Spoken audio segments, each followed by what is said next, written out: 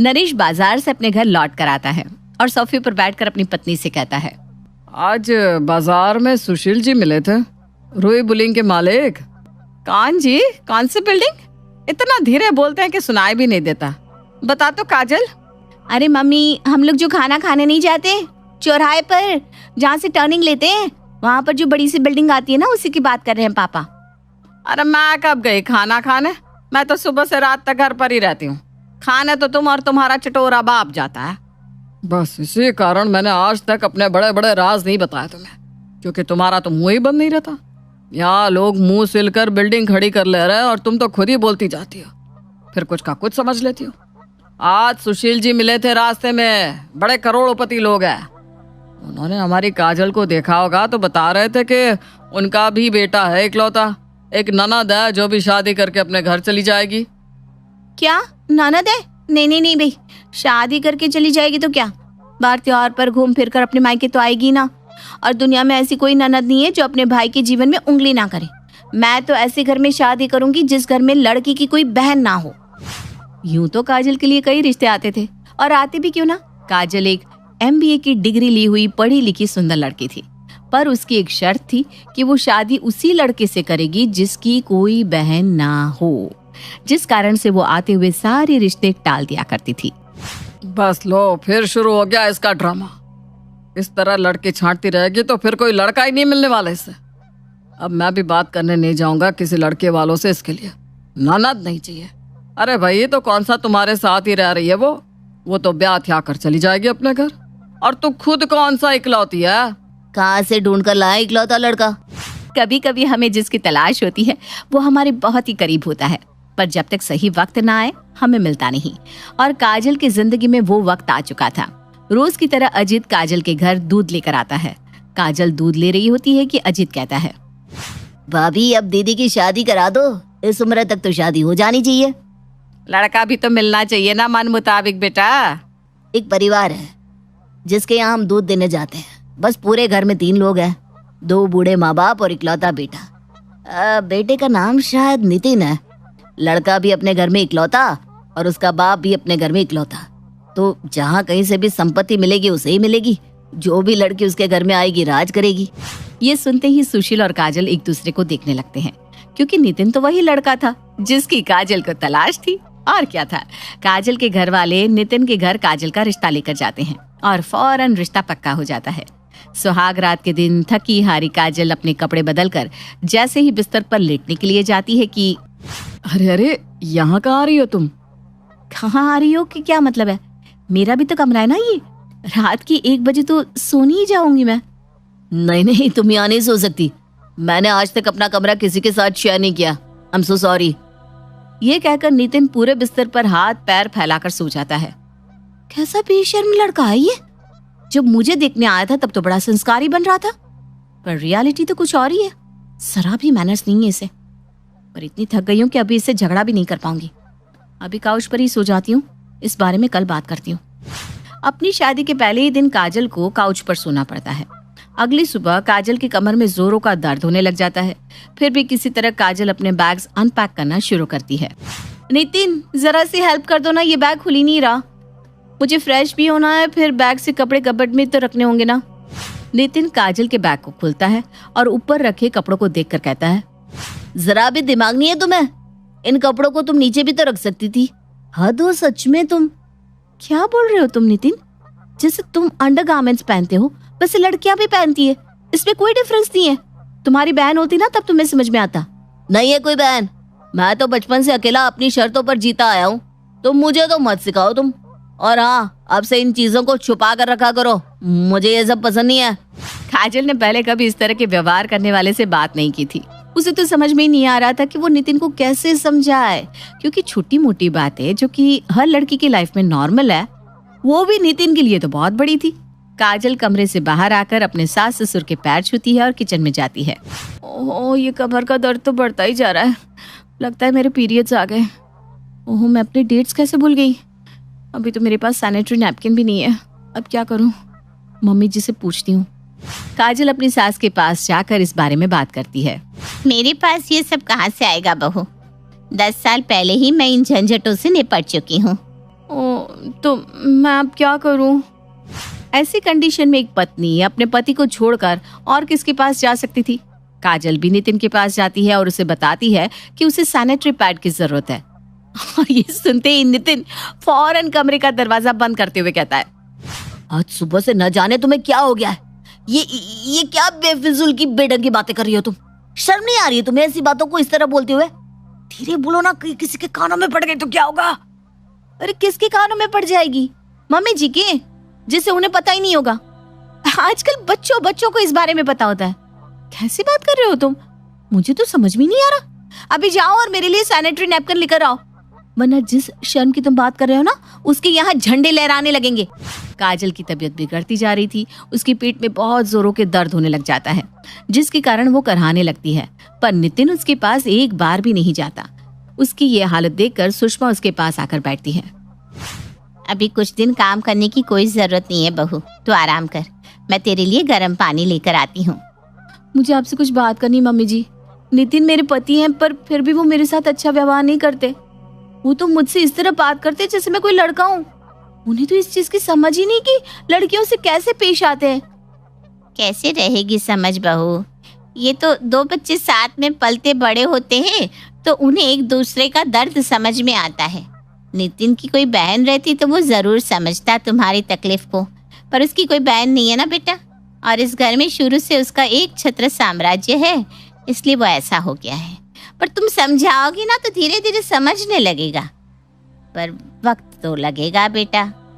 अपने साथ नितिन के ऐसे बर्ताव को देखकर काजल समझ गई थी कि जिस ननद से उसे तकलीफ थी, आज उसी के न होने के कारण उसके पति में कोई संस्कार नहीं थे। ग्लानि से भरकर वो अपनी माँ को कॉल करती है। मेरी जिद थी मम्मी के ऐसे घर में जाऊंगी जहाँ लड़की की बहन ना हो, ताकि मुझ पर किसी काम का बर्डन ना आए। इंसान जब एक चीज से भागता है तो उससे भी बड़ी चीज उसके इंतजार में बैठी हुई होती है। मुझे जरा भी अंदाजा नहीं था कि बिन बहन का भाई ऐसा होगा। मम्मी, मैं बहुत गलत थी। कोई बात नहीं बेटा, हो जाता है। तूने भी दुनिया भर के लोगों से यही सुना था कि ननदें बुरी होती है, पर ऐसा नहीं है कि सारी ननदें बुरी ही हो। अब जो होना था सो हो गया। हम सबको मिलकर ये दामाद जी को समझाना होगा। काजल के पास और कोई दूसरा चारा भी नहीं बचा था सिवाय सहने के, क्योंकि बचपन से जिसने अपने मुताबिक जीवन जिया हो, वो इतनी जल्दी बदलता भी कैसे। दिन बीतते जाते हैं और इस बात को 1.5 साल हो जाता है। और एक रोज काजल को पता चलता है कि वो माँ बनने वाली है। काजल को प्रेगनेंसी में देखते ही अचानक ही नितिन में बदलाव आना शुरू हो जाता है। वो हर वक्त अब काजल का ध्यान रखने लगता है। कितना सहना पड़ता है ना लड़कियों को एक बच्चे को जन्म देने के लिए। 9 महीने बाद काजल एक बेटी को जन्म देती है, जिसे गोद में लेते ही नितिन की आंखें भर आती है। ये मेरी बच्ची है, ये हमारे बच्चे है काजल। कितनी सॉफ्ट है, ये रुई से भी हल्की है। लड़कियां कितनी नाजुक होती है ना। मुझे माफ कर दो काजल, मैं कभी तुम्हें वो इज्जत नहीं दे पाया जो तुम डिजर्व करती थी। पर अपनी बेटी को पालने के साथ साथ मैं ये भी सीखूंगा कि लड़कियों के साथ किस तरह व्यवहार किया जाता है। मेरी बेटी। और इस दिन के बाद से काजल के जीवन में सब अच्छा हो जाता है। अरे पूनम, कहाँ हो भाई? अरे जल्दी आओ, तुम्हारे लिए एक सरप्राइज है। ये देखो, हमारी नई कार। बताओ तो कैसी लगी? क्या नई कार? लेकिन हमारी कार तो बिल्कुल नई थी ना, फिर दूसरी कार खरीदने की क्या जरूरत थी? अरे पूनम, लो क्लास की तरह चीप बातें करना छोड़ दो। तुम बस ये बताओ कि तुम्हें कार अच्छी लगी या नहीं। अरे भाई, इतनी बड़ी लग्जरी कार है, अच्छी क्यों नहीं लगेगी? लेकिन आप ये क्या कर रहे हो? इतना पैसा आया कहाँ से? अरे भगवान, तुम क्यों इतनी चिंता करती हो? तुम बस आम खाओ, गुठलियों की चिंता मत करो। गाड़ी तो सचमुच बहुत खूबसूरत है। बहुत महंगी होगी ना? महंगी? पूरे 50 लाख की है। क्या 50 लाख? इतना पैसा कहाँ से आया आपके पास? और हमारी पुरानी गाड़ी कहाँ गई? अरे तुम्हें पता नहीं है, बहुत अच्छी डील मिल रही थी तो मैंने अपनी गाड़ी को बेच दिया और ये नई लग्जरी कार खरीद ली। तो उस गाड़ी में क्या परेशानी थी? वो गाड़ी भी तो आपने 4 महीने पहले ही खरीदी थी ना, वो भी पूरे 30 लाख की। और देखा जाए तो हमारे बजट से पहले ही बहुत ऊपर की गाड़ी थी हमारे पास। अब आप ये 50 लाख की गाड़ी खरीद कर क्या जताना चाहते हैं? मती मारी गई है क्या आपकी? कितने में बेच दिया आपने पुरानी कार को? अरे 30 लाख की खरीदी थी, पूरे 10 लाख में बिक गई। बोलो फ़ायदे का सौदा है या नहीं? सेकेंड हैंड गाड़ी का कोई देता है इतना पैसा? बस 40 लाख रुपए मैंने ऊपर से डाले और देखो बढ़िया चमचमाती गाड़ी हमारे घर आ गई। हे भगवान, मेरा तो सर घूम रहा है। 30 लाख की गाड़ी आपने सिर्फ 10 लाख में बेच दी। क्या भांग वांग पीने लगे हो आप? अरे भाग्यवान तुम, बस चुप रहो। स्टेटस मेंटेन करने में थोड़ी मेहनत तो लगती है ना। तुम क्या चाह रही हो कि तुम वो 8 लाख वाली गाड़ी में घूमकर स्टेटस मेंटेन कर लोगी? थोड़े एफर्ट तो करने पड़ते हैं ना अच्छे लोगों के बीच में उठने बैठने के लिए। अरे वो हमारी दिल्ली वाली ज़मीन थी ना, ऐसे ही तो पड़ी हुई थी, मैंने बेच दिया उसे और उसके बदले में जो पैसे मिले उससे ये गाड़ी खरीद कर लाया हूँ। क्या कहा आपने? हमारी ज़मीन बेच दी? हे भगवान, क्या कर दिया? ले देकर एक वही तो इन्वेस्टमेंट थी हमारे भविष्य के लिए। कल को जब बच्चे बड़े होंगे, उनकी पढ़ाई लिखाई तमाम खर्चों के लिए कहाँ से पैसे आएंगी? उस प्लॉट की बदौलत हमारा भविष्य सिक्योर था और आपने सब पर पानी फेर दिया। अरे अरे ठहरिए, क्या आप भी पूनम की तरह मोहित को सर फिरा समझ रहे हैं? अरे नहीं नहीं नहीं, ऐसी कोई बात नहीं है। अभी आपको पूरी बात पता नहीं है ना, इसलिए आप ऐसा सोच रहे हैं। आइए आपको पूरी बात समझाते हैं। मोहित और पूनम की शादी को 12 साल हो चुके हैं। 12 साल की शादी में उनके 2 बच्चे हैं जो स्कूल में पढ़ते हैं।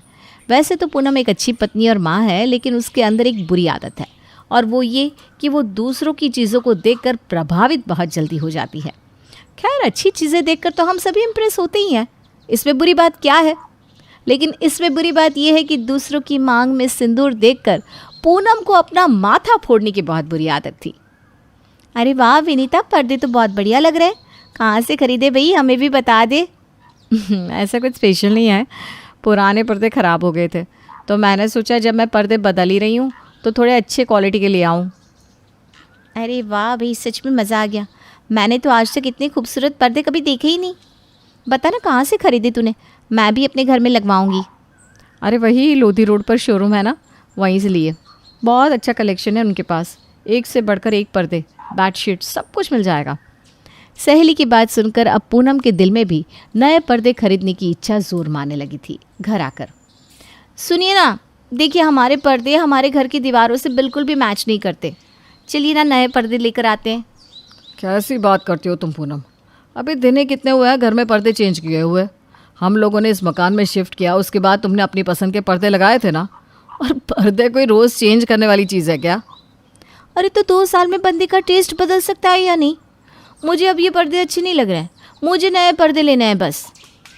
तुम्हें ये पर्दे अच्छे नहीं लग रहे या फिर अपनी किसी सहेली के घर में आज कुछ देख कर आई हो? अरे ठीक है ना, मान लिया कि मैं पर्दे अपनी सहेली के घर से देख कर आई हूँ, तो उसमें बुराई क्या है? दुनिया के हिसाब से अपने आप को अपडेट रखने में कोई बुराई नहीं होती, बल्कि ये तो अच्छी बात है ना। देखो पूनम, दुनिया में 1000 तरह की चीज़ें मिलती है, लेकिन हमें अपना बजट देखकर अपना घर चलाना होता है। किसी और की मांग में सिंदूर देखकर अपना माथा फोड़ना कोई अच्छी बात नहीं है। और हमारे घर में जो पर्दे लगे हैं उनमें खराबी क्या है? मुझे ना आपके साथ कोई बहस नहीं करनी। आपको ये बातें समझ में नहीं आती। और सोशल स्टेटस नाम की कोई चीज़ भी होती है, ये तो समझिए। समाज में उठने बैठने लायक तो मैं ही बना रही हूँ आपको, वरना जैसे आपकी ढंग है ना, आपके घर में बैठकर कोई 1 कप चाय पीने को भी तैयार ना हो, क्योंकि पैसे खर्च करने में तो आपकी जान जाती है। जिसको कमाना पड़ता है ना, उसे खर्च करने में तकलीफ होती है पूनम जी। घर में बैठकर पैसे उड़ाना सबसे आसान काम होता है। अच्छा, मैं पैसे उड़ा रही हूँ ना? आप इसी बात का ताना दे रहे हो ना कि आप कमाते हो और मैं नहीं? ठीक है, नहीं चाहिए मुझे आपके पैसे। आज के बाद मैं आपसे 1 रुपया नहीं मांगूंगी।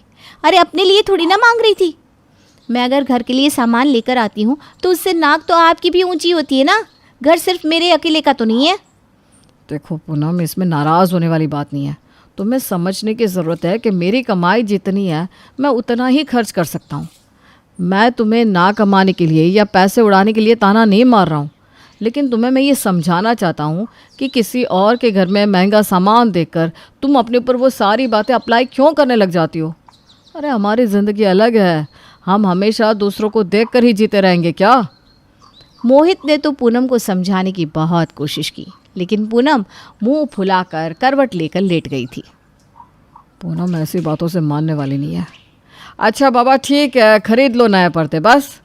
मुझे पता है बिना खरीदे तुम मानोगी नहीं, और वैसे भी घर में कलेश करने से क्या फ़ायदा है। ठीक है, संडे को चल के जो खरीदना हो खरीद लेना। अब तो अपना मुंह सीधा कर लो। अपनी जिद मनवाने के बाद पूनम बहुत खुश नजर आ रही थी। 3 दिन के अंदर ही उसने पूरे घर के पर्दे बदल दिए थे। ऐसा कोई पहली बार नहीं हो रहा था। ये तो पूनम की पुरानी आदत थी। अरे मीनाक्षी, तुझे पता है मैंने अपने पूरे घर में नए पर्दे लगाए हैं। आजा तुझे दिखाती हूँ। तुझे पता है ना, लेटेस्ट चीज़ें अपने घर में लगाना मुझे बहुत पसंद है और पर्दे तो मैं 6-7 महीने में बदलती ही रहती हूँ। नहीं यार, आज तो मैं नहीं आ पाऊँगी, तो ये आ जा। अच्छा, तू नहीं आ पाएगी? चल ठीक है, मैं यहाँ आ जाती हूँ तुझसे मिलने के लिए, मीनाक्षी के घर। अरे यार, ये टेबल तो बहुत अच्छी लग रही है, लेकिन ये कांच की है ना, इसके टूटने का डर रहता है, इसलिए मैंने ना लकड़ी की टेबल लगवाई है। बच्चे भी छोटे हैं ना मेरे। क्या यार पूनम, वैसे तो तू कहती है तुझे लेटेस्ट चीज़ रखना पसंद है, फिर भी लकड़ी की टेबल आजकल कौन यूज़ करता है? अरे आजकल ना कांच की टेबल ही चल रही है, ये लेटेस्ट है और इसमें ना टूटने फूटने का कोई खतरा भी नहीं है। ये कोई ऐसा वैसा कांच नहीं है, हार्ड ग्लास होता है, ऐसे ही टूट नहीं जाता। अच्छा, मुझे नहीं पता था। अब तो मीनाक्षी के घर देखी हुई कांच की टेबल पूनम की आंखों में बस गई थी, इसलिए उसका अगला टारगेट था घर की लकड़ी की टेबल को बदलकर कांच की टेबल घर में लाना। खैर, इस बार भी वही हुआ। पूनम ने घर जाकर नई टेबल खरीदने की जिद पकड़ ली और मोहित के लाख समझाने पर भी वो टस से मस नहीं हुई। पूरे 1 दिन तक पूनम ने खाना नहीं खाया और जब घर में कांच का टेबल आ गया उसके बाद ही उसने अपना उपवास तोड़ा। समझ तो आप गए होंगे कि पूनम को बिना सोचे समझे अपनी सहेलियों से होड़ करने की गंदी लत लग चुकी थी। अरे पूनम, ये भंगार वाला कब से आवाज़ लगा रहा है? क्यों बुलाया तुमने इसे? घर का कुछ कबाड़ बेचना था क्या? अरे मैंने ना अपनी पुरानी लोहे की अलमारियाँ बेचने के लिए उसे बुलाया है। मैंने सोच लिया है कि अब अपनी लोहे की अलमारियाँ कबाड़ में बेचकर बढ़िया लकड़ी की कब्बड़ खरीदेंगे हम। बड़ी आउटडेटेड और बैकवर्ड लगती हैं ये लोहे की अलमारियाँ। ठीक है पूनम, माना कि लकड़ी के कब्बर्ड लेटेस्ट है, लेकिन ऐसा भी नहीं है ना कि लोहे की अलमारी में सामान रखने से घर की शोभा कम हो जाती है। और जिनके घर में लोहे की अलमारी है वो उठकर फेंक तो नहीं देते। अरे अच्छी खासी अलमारी है, अभी 5 साल पहले ही तो ख़रीदी थी हमने। कोई ऐसे ही बेच देता है क्या? तुम इस 20,000 की अलमारी को कबाड़ी को बेच रही हो, क्या देगा वो तुम्हें इस अलमारी के बदले में? 500 रुपये? हद हो गई। मुझे तो समझ में नहीं आता तुम्हारी अकल क्या घास चरने गई है। अभी मैं कुछ बोल दूंगा ना तो तुम मुंह बनाकर 4 दिन तक खाना नहीं खाओगी, लेकिन इस तरह से घर नहीं चलने वाला। अरे कभी तो सीरियस हो जाओ, कभी तो ये बात समझने की कोशिश करो कि दूसरों को देखकर अपना घर नहीं चलाया जाता। तुम्हारी सहेली के घर में कल को आग लग जाएगी तो अपना घर भी फूंक लोगी क्या तुम? अरे इसमें मेरी सहेली बीच में कहाँ से आ गई? कभी ना कभी तो हर आदमी अपने घर का फर्नीचर रिन्यू करता ही है ना। और अगर मैं चाहती हूँ कि हम इन लोहे की अलमारी को बेचकर लकड़ी के कप्बोर्ड खरीद ले तो इसमें बुरा क्या है? आप भी 10 लोगों के घर आते जाते हो, किसी के घर देखिए ऐसे लोहे की अलमारियाँ। अरे वुडन कप्बोर्ड की क्लास ही अलग होती है। अच्छा फर्नीचर रखो तो घर का लुक ही चेंज हो जाता है। आपको तो बस हर समय अपना बजट याद रहता है। कभी तो खुश होकर कह दिया करो, ठीक है खरीद लो अपनी पसंद का फर्नीचर। जब देखो तब बजट का रोना रोते रहते हो। मैं कबाड़ी को बुला चुकी हूँ, अब उसके सामने तमाशा मत करो। अलमारी तो आज आएगी ही, जब तक ये कबाड़ा घर से जाएगा नहीं तब तक नया सामान आएगा कैसे? मोहित के मना करने के बाद भी पूनम ने दोनों अलमारियाँ कबाड़ी को बेच दी थी और फिर अगले दिन से उसका कब्बड़ खरीदने का राग शुरू हो गया था। मोहित एक मल्टीनेशनल कंपनी में काम करता था, अच्छी तनख्वाह मिलती थी उसे, लेकिन फिर भी खर्च की कोई सीमा तो होती ही है और पूनम ने खर्च की हर सीमा को पार कर दिया था। कुछ दिन बाद, आज सैटरडे ना मोहित, आज तो तुम्हारा ऑफ होगा, आज मुझे ज्वेलर्स के यहाँ ले चलो ना। मैं नहीं चाहती कि ज्वेलर्स के यहाँ मैं ऑटो में जाऊँ। अरे क्या लेना है ज्वेलर से तुम्हें? देखो मेरी सारी ज्वेलरी ना एकदम आउटडेटेड हो गई है, सब शादी के समय का सामान है मेरे पास, बोर हो गई हूँ मैं पहन पहन के। और पता है आजकल लेडीज़ कितने अच्छे अच्छे डिज़ाइन की ज्वेलरी पहन रही है। मैं अभी अपना सारा गोल्ड निकाल कर सब कुछ लेटेस्ट डिज़ाइन का ले लेती हूँ। अगर टूट गई हो तो अलग बात है, लेकिन तुम तो ज़्यादा ज्वेलरी पहनती भी नहीं हो। फिर ये हार, कड़े, कमरबंद, इन सबको बदल कर नए डिज़ाइन का लेने का क्या लॉजिक है? और डिज़ाइन का क्या है, वो तो हर साल 2 साल में बदलते रहता है। तो क्या तुम हर 2 साल में गोल्ड की ज्वेलरी बदल कर नई खरीदोगी? मोहित तुमसे ना बहस करना ही बेकार है, तुम्हारी समझ में सब बातें नहीं आने वाली। तुम लकीर के फ़कीर हो, तुम सीधे सीधे बोलो, चलते हो या नहीं? अरे महारानी, कहाँ से लाती हो इतना दिमाग? अपनी ज्वेलरी देकर नई ज्वेलरी ले लोगी, लेकिन ये सब मुफ्त में नहीं मिलेगा। मेकिंग चार्ज का नाम सुना है या नहीं? अरे तो सोना तो मैं अपना दे रही हूँ ना, 1000-2000 आप खर्च कर देना। अरे पूनम, कोई मजाक है क्या ये सब? बिना बात 10-20 हज़ार रुपये में आग लगा रही हो। ये ऐसे नहीं सुधरने वाली। कभी टेबल, कभी कुशन, कभी पर्दे तो कभी ज्वेलरी। मुझे तो डर है कहीं किसी दिन ये पति और बच्चे भी नए ना ले आए, लेटेस्ट फैशन वाले। पूनम की सनक अब पागलपन में बदलती जा रही है। अब उसे रोकना बहुत ज़रूरी हो गया है। लगता है शायद इसे इग्नोर करके मैंने गलती कर दी है।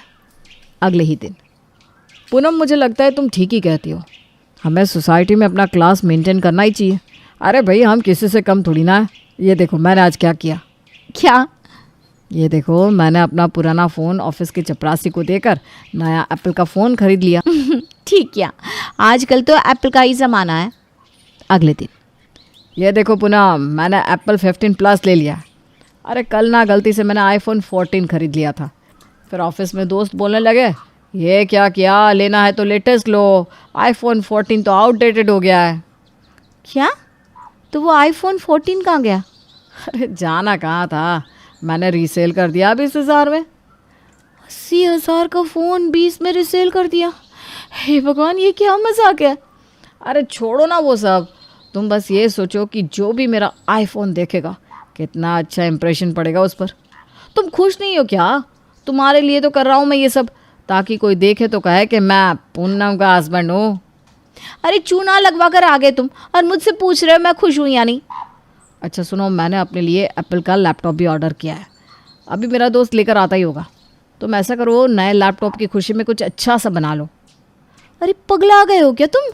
अभी तो पिछले महीने 1 लाख रुपए का लैपटॉप खरीदा है तुमने, फिर दोबारा क्यों लिया? करोगे क्या 2 लैपटॉप का? अरे 2 नहीं, 1 ही है। पुराना वाला मैंने अपने फ्रेंड को दे दिया, उसका बेटा यूज़ कर लेगा। हद हो गई है फिजूल खर्च की। अरे तुम सच में भांग तो नहीं खाने लगे हो ना, या फिर दिमाग खिसक गया है जो ऐसी बेवकूफ़ाना हरकत कर रहे हो? अच्छा, बढ़िया ब्रांडेड सामान, कपड़े, घड़ी, गाड़ी यूज़ करना बेवकूफ़ी? कब से? अरे अपना अच्छा खासा लैपटॉप, फ़ोन सब लुटवा कर चले आए हो। कोई देखेगा तो तुम्हारे हाई स्टैंडर्ड की तारीफ करे ना करे, तुम्हारी मूर्खता पर हंसेगा ज़रूर। तुम्हें क्या लग रहा है कि तुम्हारे दोस्त तुम्हारे ये लाखों के मोबाइल, लैपटॉप और गाड़ी देखकर तारीफ कर रहे हैं तुम्हारी? अरे सब मुंह दबा दबा कर हंस रहे होंगे कि तुम्हारे जैसा बेवकूफ़ इंसान उन्होंने दुनिया में आज पहली बार देखा है, जो अपना ब्रांड न्यू सामान दुनिया पर लुटाता घूम रहा है। अरे मैं पूछती हूँ, ऐसा भी क्या शौफ कि तुम्हें अपना और बच्चों का भविष्य आजकल नजर ही नहीं आ रहा? पूनम, तुम्हारी ना आदत हो गई है मेरे हर काम में टांग अड़ाने की। अरे जब मैं कहता था बचत करो, तब तक तुम मुझे गलत समझती थी, मेरी सोच को छोटा बताती थी, कहती थी मुझे स्टेटस मेंटेन करना नहीं आता, मैं लकीर का फकीर हूँ। तुम्हारे साथ कदम से कदम मिलाकर चलने के लिए मैंने अपनी सारी पुरानी आदत छोड़ दी और तुम्हारी तरह अप टू डेट रहने की आदत डाल ली। अब मैं हाई क्लास लोगों की तरह रह रहा हूँ, तब भी तुम मेरा पीछा नहीं छोड़ रही। तुम्हें अभी भी संतोष नहीं है? अरे भाई, चाहती क्या हो तुम? देखो मैं तुम्हारे आगे हाथ जोड़ती हूँ, तुम जैसे थे ना वैसे ही ठीक थे। ऐसे स्टैंडर्ड का मैं क्या करूँगी जिससे कल को हमारी सड़क पर आने की नौबत आ जाए। एक एक पाई जमा करके वो प्लॉट खरीदा था हमने, और तुमने इस गाड़ी के लिए उसे बेच दिया। अरे हमारी 10 लाख की गाड़ी में क्या खराबी थी जो उसे बेचकर पहले तुमने वो 30 लाख की गाड़ी खरीदी और अब ये 50 लाख का हवाई जहाज़ लाकर खड़ा कर दिया। कभी मोबाइल लुटाते हो, कभी लैपटॉप, कभी नई घड़ी, कभी 2 लाख का ऑफिस बैग। अरे इन चीज़ों का कोई अंत नहीं होता मोहित। आज 2 लाख का बैग लिया है, कल को कोई 5 लाख का दिखेगा तो उसे खरीद लोगे?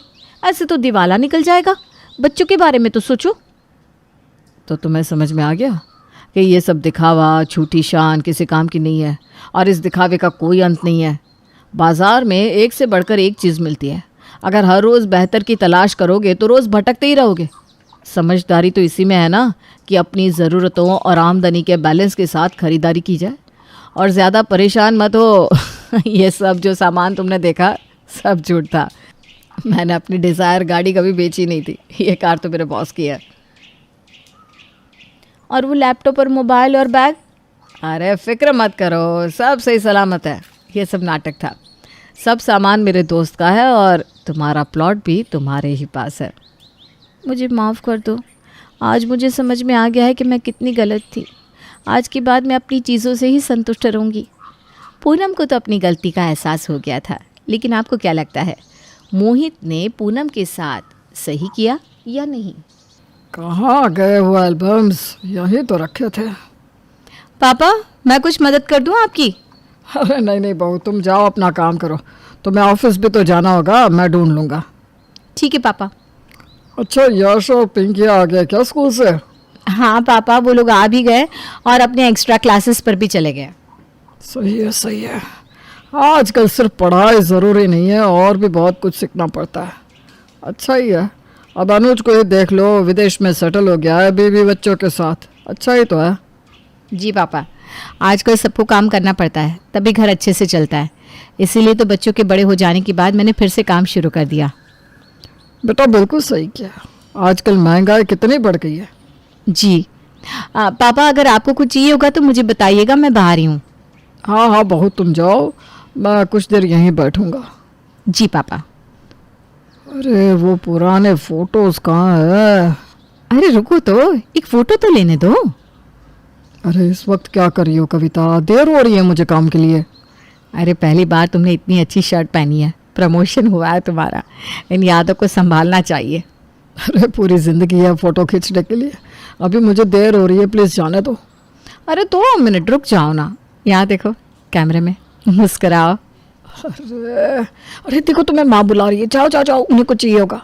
हाँ तो जाती हूँ ना। सुनो ना, आज तुम इस शर्ट में बहुत अच्छे लग रहे हो। हाय, मेरे पति को किसी की नज़र ना लग जाए। क्या तुम भी। गोविंद और कविता की शादी को कई साल हो चुके थे। हर दूसरे कपल की तरह वो दोनों भी घर की जिम्मेदारियों में उलझते ही चले गए। कभी खुद की खुशी के बारे में उन्हें सोचने का समय ही नहीं मिल पाता था। शायद यही जिंदगी होती है। अरे आज तो मैं बहुत थक गया हूँ सच में, और बहुत तेज़ भूख भी लगी है। अरे आप बैठिए, मैं अभी खाना लगाती हूँ। आज मैंने आपकी पसंद का खाना बनाया है। वाह, बैंगन का भरता। वैसे मुझे तो ये पसंद ही है, लेकिन तुम्हें भी पसंद है ना। आओ आज साथ में खाना खाते हैं, आ जाओ। हाँ हाँ ठीक है, वैसे भी बहुत दिन हो गए हमने साथ में खाना नहीं खाया। बैठो। मम, मुझे ये होमवर्क करवा दो प्लीज, मुझसे नहीं हो रहा है। हाँ बेटा, अभी थोड़ी देर में आती हूँ आकाश, तब तक तुम आगे का होमवर्क करो ना। नहीं मम, मुझे प्लीज अभी करवा दो। आप मेरे रूम में बैठ के खाना खा लो ना प्लीज। ठीक है चलो, सुनिए ना, मैं आती हूँ। हाँ हाँ, इसे करवा दो होमवर्क। जाओ, मैं यहीं खाना खा लेता हूँ, तुम अपनी प्लेट साथ में ले जाओ। चल आजा। कैसी अजीब बात है ना, हम जिस जीवन साथी के साथ जीवन जीते हैं उसके साथ ही हमें वक्त नहीं मिल पाता। वक्त के साथ जिम्मेदारियाँ और उनका बोझ इतना बढ़ता जाता है कि आप एक दूसरे के साथ को ही भूलते जाते हैं। अरे वाह, आज तो बहुत अच्छी साड़ी पहनी है तुमने, बहुत सुंदर लग रही हो। आज ये तीसरी बार पहनी है। आज देख रहे हो क्या? अच्छा, पता नहीं, शायद मेरा ध्यान नहीं गया होगा। तुम्हारा ध्यान मुझ पर होता कहाँ है? अरे ऐसी बात नहीं है। वैसे आज क्यों साड़ी पहनी है? आज सोचा कि हमारी शादी की सालगिरह है तो ज़रा साड़ी पहन लूँ, और क्या। क्या आज हमारी शादी की सालगिरह है? अरे जानती हूँ तुम्हें याद नहीं होगा, कोई बात नहीं। वैसे भी ना आज मुझे बहुत काम है, अनुज के स्कूल जाना है और माँ जी के रिश्तेदार भी आ रहे हैं, उनके लिए नाश्ता भी बनाना है। अरे मुझे माफ़ कर दो, मुझे याद ही नहीं रहा। अरे कोई बात नहीं ना, चलो अब जल्दी से एक फ़ोटो ले लेते हैं। ये तुम और तुम्हारा फ़ोटो लेने का पागलपन कभी ख़त्म ही नहीं होता है ना। अरे जल्दी करो ना, मैंने टाइमर सेट कर दिया है, आ जाओ। आया आया। अजीब है ना, वक्त के साथ आप बदलते जाते हैं, आपकी ज़िंदगी बदलती जाती है। बच्चों का जन्मदिन, माँ ससुर की तिथि, ये सब हम याद रखते हैं, लेकिन जिस दिन हम एक दूसरे के साथ जुड़े थे उन दिनों को हम धीरे धीरे अहमियत देना छोड़ देते हैं। कई बार हम अकेले ही चलना शुरू कर देते हैं रास्तों पर, और फिर दूसरे इंसान की कमी महसूस ही नहीं होती। अरे कहाँ पहुँचे? बस अभी अभी पहुंची मम्मी के घर। आकाश और अनुज तो इतने खुश है कि पूछो ही मत। दोनों ठीक है ना? कोई तकलीफ तो नहीं हुई रास्ते में बच्चों को? अरे नहीं नहीं, दोनों ठीक है। ननिहाल पहुंचकर दोनों बहुत चहक रहे हैं। दोनों बच्चों का ध्यान रखना। मैं तो कहती हूँ आप भी आ जाइए ना, हम साथ में कुछ वक्त बिता लेंगे। अरे तुम तो जानती हो काम का कितना प्रेशर है, और हम दोनों तो साथ ही होते हैं हमेशा, हमें क्या ज़रूरत है। अब तो बच्चों की उम्र है घूमने फिरने की, हम फिर कभी चलेंगे, ठीक है? ठीक है, अपना ध्यान रखिएगा। हाँ, और तुम भी। हम तो हर वक्त साथ ही होते हैं, ये कहने में और होने में कितना फ़र्क है ना। कभी कभी साथ जिंदगी जीते हुए भी आप बस भाग रहे होते हैं, जैसे गोविंद और कविता भाग रहे थे। पहले बच्चे बड़े थे तब उनकी चिंता, अब बच्चे बड़े हो गए थे तो उनकी शादी की चिंता। अरे तुमने बड़े बहू के मायके में शादी की सारी लिस्ट तो भेज दी है ना? हाँ हाँ, सब कुछ भेज दिया है, आप चिंता मत करिए। हमारे बड़े बेटे आकाश की शादी अच्छे से हो जाएगी। वो तो हो ही जाएगी। सारे मेहमान भी आते ही होंगे, बस तुम तैयार हो ना? हाँ जी, मैं तैयार हूँ। आओ एक फ़ोटो ले लेते हैं। कविता, आज भी फोटो? आज बेटे की शादी है, क्या कर रही हो तुम? क्या कर रही हूँ मैं? एक ही तो शौक है मेरा, फ़ोटो का, वो तो पूरा कर लेने दीजिए आप। अरे अब दोनों बच्चों की शादी हो जाए फिर हम दोनों फ्री, फिर हम दोनों घूमेंगे फिरेंगे, बाहर जाएंगे। पक्का? अरे हाँ पक्का। चलो तो इसी बात पर एक फ़ोटो लेते हैं। तुम नहीं सुधरोगी, चलो ले लेते हैं, आ जाओ। गोविंद और कविता ने अपनी ज़िंदगी का लंबा सफ़र अपनी जिम्मेदारियों में काटा था और उनके दोनों बेटों की शादी भी हो गई थी और फिर उनकी एक नई जिम्मेदारी शुरू हो गई। दादू मुझे पार्क ले चलो ना। हाँ हाँ बेटा, आ जाओ। मैं नहीं चल रही हूँ, पिंकी को सुलाना है ना। ठीक है, मैं इसे लेकर जाता हूँ। और हाँ, आप पार्क से आएंगे ना, फिर हम दोनों चाट खाने चलते हैं, ठीक है? ठीक है, मैं इसे घुमा लाता हूँ। गोविंद को नहीं पता था कि ज़िंदगी में हर वक्त साथ रहकर भी जिस पे उसने कभी अपना वक्त खर्च नहीं किया, पार्क से आने के बाद शायद वो एक आखिरी बार उसके साथ वक्त बिता रहा होगा। पापा, माँ अचानक से गिर गई, उन्हें शायद अटैक आया है, अब जल्दी उनके पास चलिए। कविता, क्या हुआ कविता को? आपसे कहा था ना जल्दी आइएगा, मुझे चाट खानी है। हाँ चलते हैं कविता, अभी भी बहुत वक्त है हमारे पास, है ना? अब वक्त कहाँ है जी? मुझे कितनी बातें करनी थी आपसे, कितना कुछ पूछना था, कितना घूमना था आपके साथ, लेकिन जिंदगी के 40 साल हमने यूं ही बिता दिए। लेकिन मैं खुश थी, आपके साथ ऐसा नहीं है। बस एक शिकायत है कि हमने एक दूसरे को वो वक्त नहीं दिया जो हमारा था। हमने यादें नहीं बनाई एक दूसरे के साथ। मेरा बड़ा मन था आपके साथ एक बार मुंबई जाने का, बीच पर फोटो खिंचवाने का।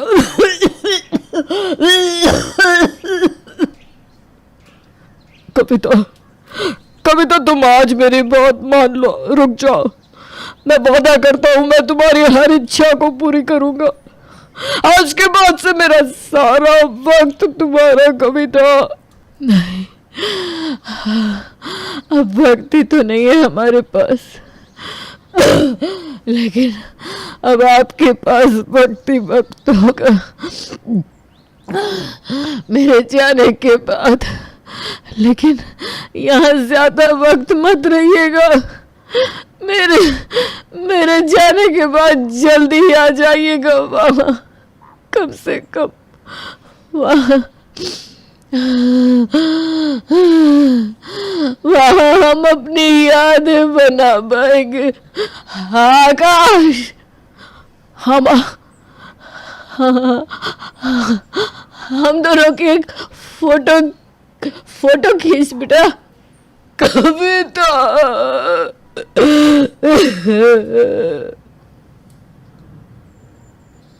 माँ।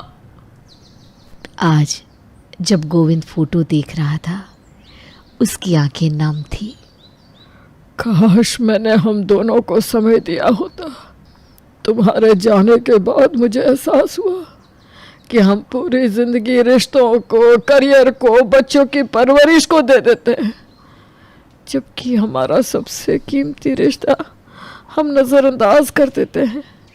और जब बुढ़ापा आने के बाद आपका जीवन साथी आपके पास नहीं होता, तब उसकी कमी का एहसास आपको हर पल खटकता है।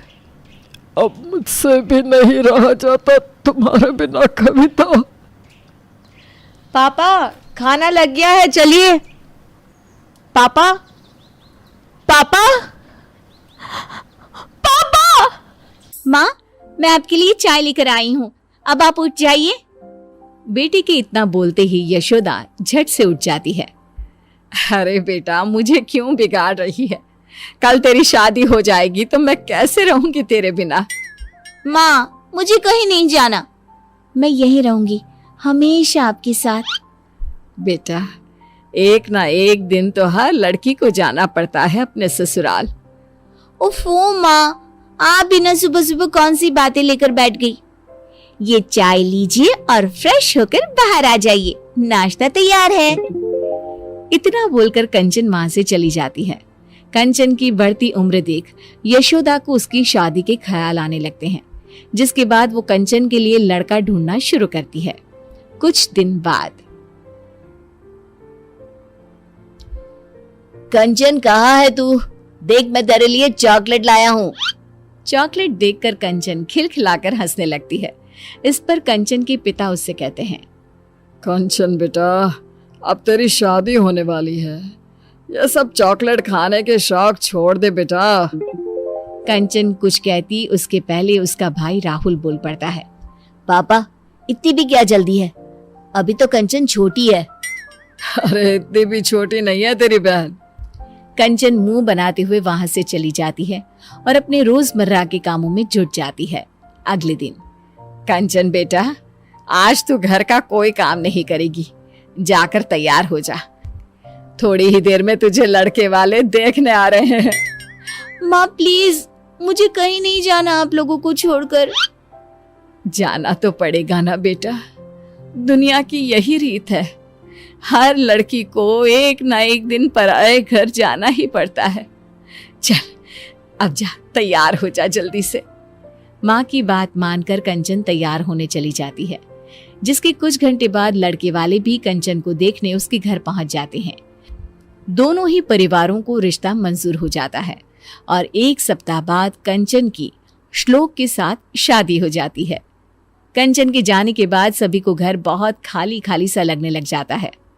माँ, मुझे छोटी की बहुत याद आ रही है, वो होती तो अभी पूरे घर में इधर से उधर नाच रही होती।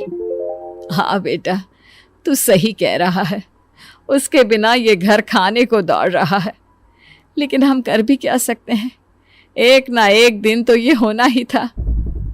ऐसे ही 1 महीना बीत जाता है। अब यशोदा को घर का सारा काम अकेले ही करना पड़ता, जिसके कारण वो अक्सर बीमार रहने लगी। यशोदा, तुमसे कितनी बार कहा है, ज्यादा काम मत किया करो। लो, हो गई ना फिर से तुम्हारी तबीयत खराब। अब मैं घर का काम नहीं करूंगी तो और कौन करेगा? कंचन भी नहीं है, मेरी बेटी ने आज तक कभी मुझे कोई काम नहीं करने दिया, जिसके कारण अब मेरा शरीर काम का ज्यादा भार सहन ही नहीं कर पाता। क्यों ना हम राहुल की शादी करवा दे, बहू आएगी तो तुम्हारी भी थोड़ी बहुत मदद हो जाएगी। हाँ, ये अच्छा आइडिया है। घर वाले शादी की बात शुरू करते हैं और देखते ही देखते कुछ महीनों में राहुल की शादी अंजलि नाम की लड़की से हो जाती है और घर में आते ही अपने व्यवहार और स्वभाव से अंजलि सभी का दिल जीत लेती है। शादी के कुछ दिनों बाद, बहू जरा चाय तो पिला दो, सुबह से चाय नहीं पी है। अंजलि अपने ससुर के लिए चाय बनाकर लाती है। लीजिए पापा जी, आज डिनर में क्या बनाना है? अरे बेटा, जो तेरी इच्छा है वो बना ले। थोड़ी देर बाद अंजलि सभी को खाने के लिए आवाज लगाती है। पापा जी, मम्मी जी, राहुल, खाना तैयार है। अंजलि की आवाज देते ही सभी लोग खाने के लिए आ जाते हैं। अरे वाह बहू, खाना तो बहुत स्वादिष्ट बना है, तुम्हारे हाथों में तो जादू है, जादू। सच में बहू, खाना तो बहुत ही लाजवाब बना है। Thank you. माँ पापा, मैं सोच रहा था क्यों ना हम सब कहीं घूमने चले।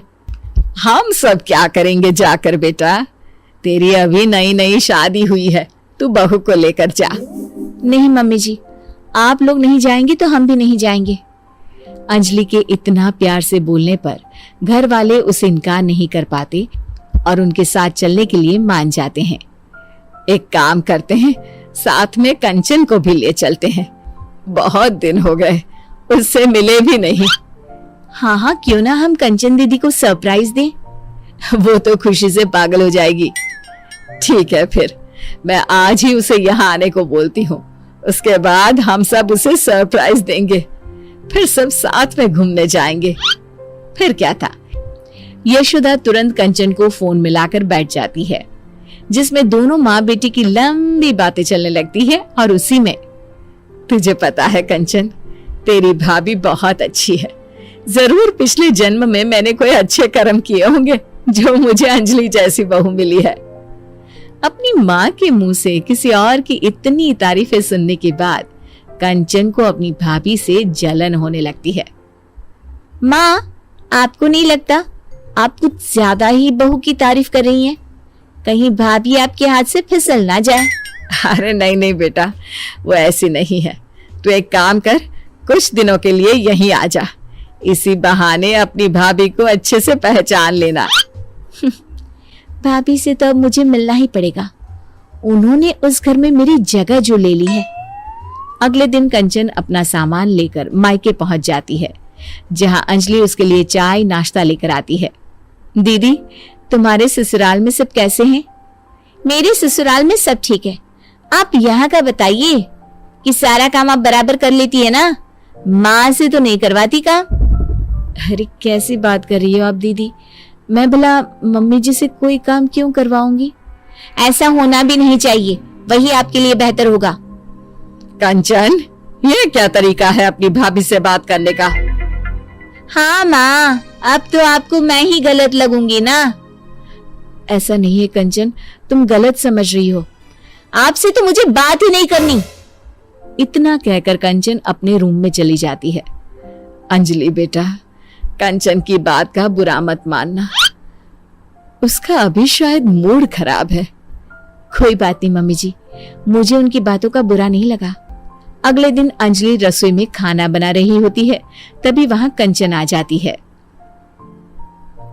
भाभी आप रहने दीजिए, आज खाना मैं बना देती हूँ। अरे नहीं नहीं दीदी, आप मेहमान हो, कुछ दिन आराम करने का मौका मिला है, मैं आपसे काम नहीं करवा सकती। मैं मेहमान नहीं, बेटी हूँ इस घर की। आप जाकर बैठिए, मैं खाना बना देती हूँ। कंचन की जिद के आगे झुकते हुए अंजलि वहां से चली जाती है। थोड़ी देर में कंचन का खाना बनकर तैयार भी हो जाता है। आ जाइए सभी, मैंने खाना बना दिया है। कंचन की आवाज सुनकर सभी लोग आ जाते हैं और खाना शुरू करते हैं। आज बड़े दिनों बाद तुम्हारे हाथ का खाना खाकर मजा आ गया बेटा।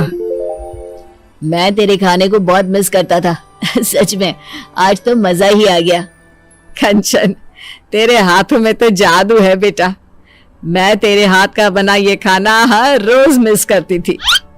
सभी के मुंह से अपने लिए तारीफ सुनकर कंचन की आंखों से आंसू बहने लगते हैं। वो अपने आंसू पोंछते हुए कहती है, क्या सच में आप लोगों ने मेरे हाथ के खाने को मिस किया? मुझे तो लगा था आप लोग मुझे भूल ही गए हैं। अरे ऐसे कैसे भूल सकते हैं हम तुझे? तू बेटी है इस घर की, कोई खिलौना थोड़ी ना है जो भूल जाए। और तुझे यहाँ बुलाने का आइडिया तेरी भाभी का था। हम लोग कहीं घूमने का प्लान कर रहे थे, तो सोचा तुझे भी साथ ले जाए। मुझे माफ कर दीजिए भाभी, मैंने आपके बारे में कितना गलत सोचा। मुझे लगा आपके कारण अब कोई मुझसे प्यार नहीं करता। अपनी जलन के कारण मैंने आपके साथ कितना गलत व्यवहार किया। हो सके तो मुझे माफ कर देना भाभी। अरे नहीं नहीं दीदी, आपको माफी मांगने की कोई जरूरत नहीं है। आप तो बिल्कुल मेरी छोटी बहन जैसी हो। आप इस तरह माफी मांगोगी तो मुझे बिल्कुल अच्छा नहीं लगेगा। अंजलि के इतना कहते ही कंचन उसे गले लगा लेती है। अब उसे एहसास हो चुका होता है कि सभी रिश्ते अपनी जगह खास होते हैं। कुछ नए रिश्तों के जुड़ जाने से पुराने रिश्तों का प्यार कभी खत्म नहीं होता, ना ही जीवन में कभी कोई किसी की जगह ले सकता है।